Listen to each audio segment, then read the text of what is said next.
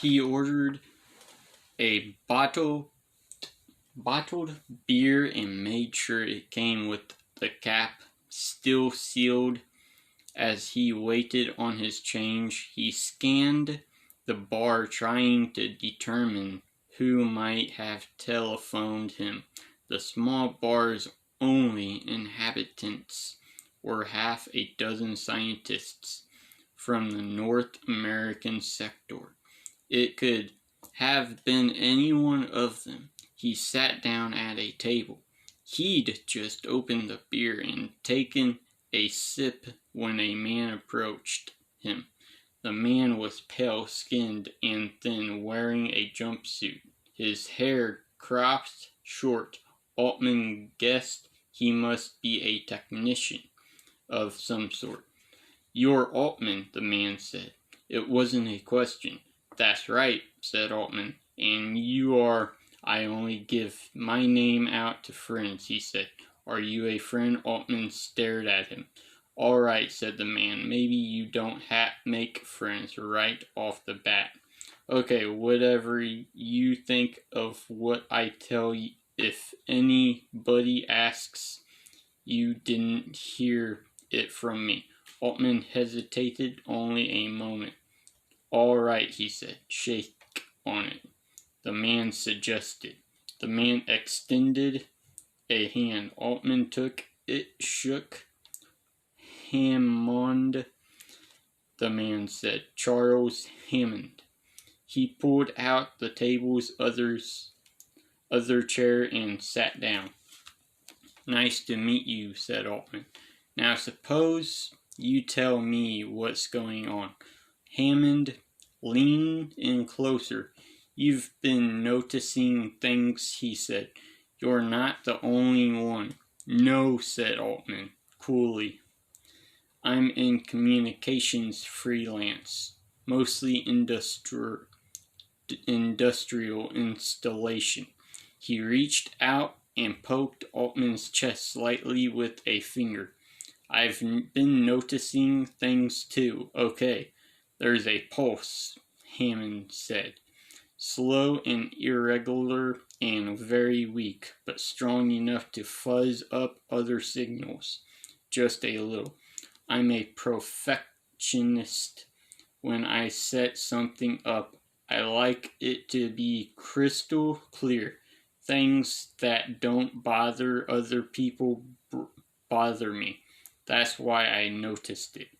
He stopped. Altman waited for him to go on. When he didn't, Altman took a sip of his beer and asked, "Noticed what?"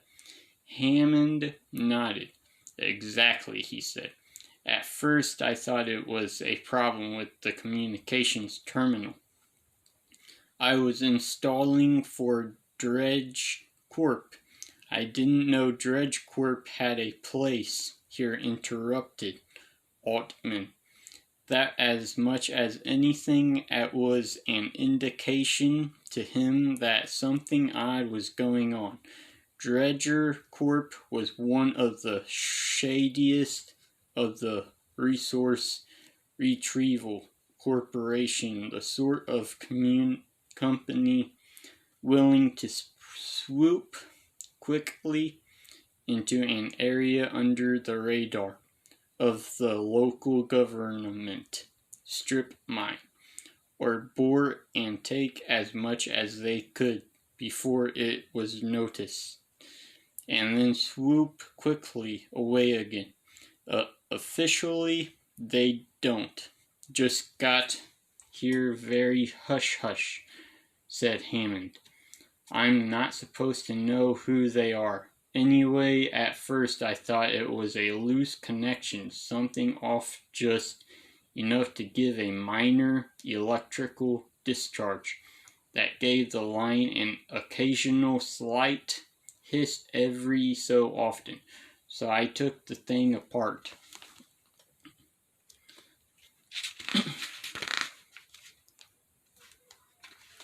Nothing wrong with it.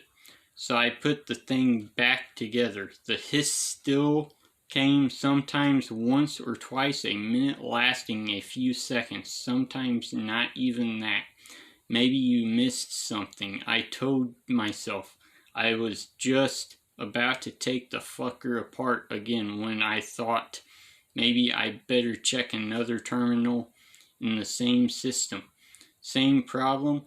I was just about to tear Dredge Corp's whole system apart when something dawned on me. Maybe it wasn't just in this system, but in other places as well. And Hammond nodded.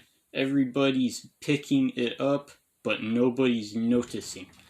It's not a problem with one system. It's an electromagnetic pulse, weak and irregular broadcasting from somewhere. So what is it? I did some investigating, said Hammond, ignoring Altman's question. I set up a few receivers, triangulated. The pulse is irregular enough that it took me a little while to figure out where it's coming from. And when I did, I decided it couldn't be right. So I moved the receivers, triangulated again, and this time I was sure of where it was coming from. Where? Hammond leaned even further, in putting his arm around Altman's shoulders and bringing his lips close to Altman's ear. Remember, he whispered. You didn't hear this from me. Altman nodded. From the crater, whispered Hammond, from the exact center of Chicxulub crater, under a kilometer of muck and rock, right where you found your anomaly. Oh my God, said Altman. He explained to Hammond what Ada had been hearing. 3 different things, he said, all of them leading back to Chicxulub crater. Hammond leaned back, nodding his head. My thoughts. Exactly, he said. Maybe the pulse has been there all the time and nobody noticed it until now. Maybe we're only hearing it now because our equipment is more sensitive. But I think I would have noticed it before now. That's not the kind of thing I miss, but here's my question to you. Is it a pulse or is it a signal? A signal. It's a little irregular, but it still has a pattern to it. I can't swear to it, but I think it's something that's being deliberately made down there under millions of tons of water and rock. That doesn't make any sense, said Altman. No, agreed Hammond. It gets stranger. He came in close again, and this time Altman saw something in his eyes. A haunted look. I told Dredger Corp about the pulse figure. It's my job to do so. I don't want them blaming me for it. Want to make it clear that it's something that everybody is experiencing, even if no one noticing it. And what do you think they say? What? Have you told anybody else that's an exact quote? Before I know it, they've got me signing a gauge order in exchange for certain monetary consideration. I can't talk about the pulse, not to anybody. I haven't until now with you. What do you think it means? Asked Altman. What do you think it means? Let me ask you something. Who is the only person that a secure communication system isn't secure from? Who? The guy who installs it. From me, if you're putting a system in, you can loop yourself into it in a dozen different ways without anybody being the wiser. I do that from time to time as a matter of course, just to keep my wrist limber. A hobby, really. His voice grew almost inaudible. I did it with Dredge Corp. And it didn't last long, he said. 10 days after I put the system in, they tore it out. Flew someone in from the North America sector to do it, someone in-house this time. They must have known the system wasn't secure. No way for them to tell, said Hammond. They couldn't have known for sure. They're on to something. There's something at the bottom of the crater, something valuable. Maybe even something lots of speculation about it from the communications I was able to intercept. But after about 3 days, things went cryptic. They started coding everything. He reached into his pocket, took out his holopod. Take a look at this, he said. Up close. Don't let anyone else see. What is it? Asked Altman. You tell me. Altman shielded the holopod in his hands, watched the image that appeared rotating slowly between his palms. It was just a digitally imaged representation. It was impossible to know what it was made of or what it looked like exactly, but he could get at least some idea. A shimmering three-dimensional shape in 2 parts, thick at the base and coming to 2 points near the top. It was clearly something man-made rather than a natural formation. No doubt about that. Or was that just the digital model making him think that it reminded him of something? It looked like 2 separate strands joined at the bottom but twisted around each other, though it might have been a single tapering structure with a perforated center. He stared at it a long time, watching it slowly turn, and then he remembered. It was the shape Ada and had made with her fingers, crossing them over each other. The sign she'd said many of the villagers were now making. Tell of the devil, he whispered, not realizing he'd said anything aloud until he said Hammond's startled expression. He clicked the holopod off, handed it back to Hammond. I got that off the comm system before they tore it out, Hammond said. According to the message appended to it, they cross-indexed all the information. They had worked with the pulse and the anomaly and probably some other things that neither you nor I are aware of yet.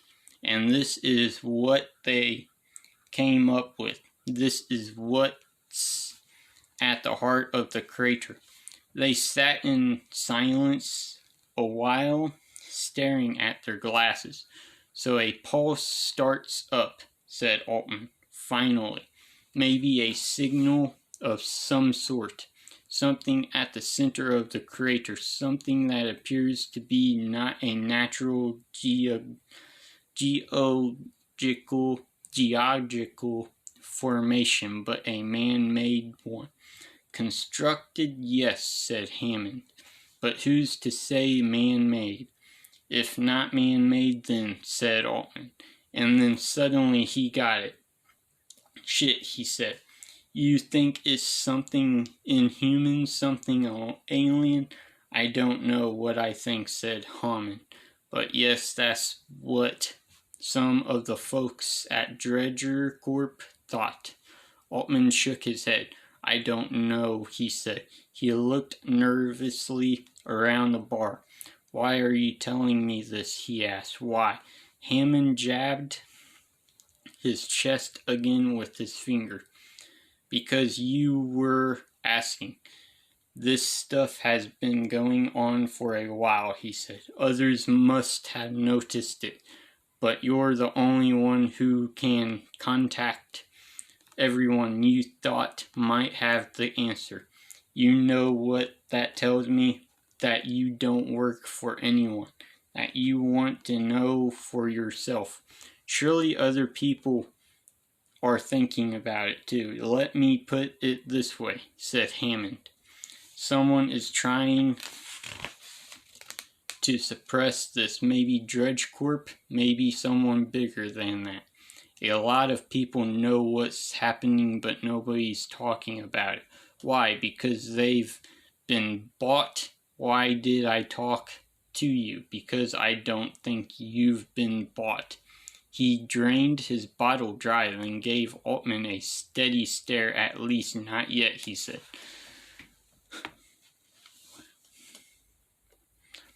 It was only once he was walking to Braja, Chapter 9, back to her shanty, that things really stopped making sense. One moment she was there walking beside him, talking softly to him, and then the next she was gone. Not only was she gone, but as he looked back, the only tracks in the sand were his own. He went on ahead to her shanty. Perhaps she had left him and gone there. Perhaps he had simply not been paying attention. When he arrived, he rapped lightly on the crumpled sheet of tin that served in lieu of a door. Nobody answered. He knocked again, harder this time. Still no answer. He knocked again and again, still no answer. In the end, curiosity won out over fear. He took a deep breath and carefully pulled the sheet of tin aside far enough for him to duck inside. It was dark. It took a moment for his eyes to adjust. At first he couldn't see anything except the shaft of light entering through the crack of the door. But he smelled something, a rich and pungent smell, almost metallic. He couldn't quite place it. Then slowly he began to make out dim shapes. A table scattered with indistinct objects. A basin turned over on the packed earth floor. There at the far end of the room he saw a straw and grass pallet, and on it, under a tattered blanket, the shape of a body. He called out to her, Braja. The form in the bed didn't move. He moved slowly across the room until he stood just over the bed. Cautiously, he reached out and touched the form through the blanket, shook it slightly. "It's me," he said, "Cheva." She was on her side. He tugged her over, flipped her onto her back, and the blanket slipped down to reveal the Braja's wide staring eyes on her slit throat. He found a box of matches, and with shaking fingers lit the lamp on the floor beside the bed. He pulled the blanket off, saw the knife she held in her death-clenched fist. The blade was brown with her blood. He carefully tugged the knife free and laid it flat on the bed. beside her. Her other hand he saw was badly cut, long gashes on each of the fingers. Ick stab, he thought. He picked up the lamp and held it close to her face. The cut was jagged and incomplete. The blush white of her trachea jutting out. She had been dead for some time. Hours at least, maybe days. The smell in the room, he realized, was the smell of her blood. How was this possible? He'd just been with her, or thought he had. Shaking his head, he turned and made for the door, then suddenly stopped. In the lamp light, he saw something else. The walls were covered with crude symbols, like nothing he'd ever seen. Odd twisting shapes inscribed in blood. Shocked, he stared at them. Slowly, voices crept into his head. The barrages among them. He turned and fled.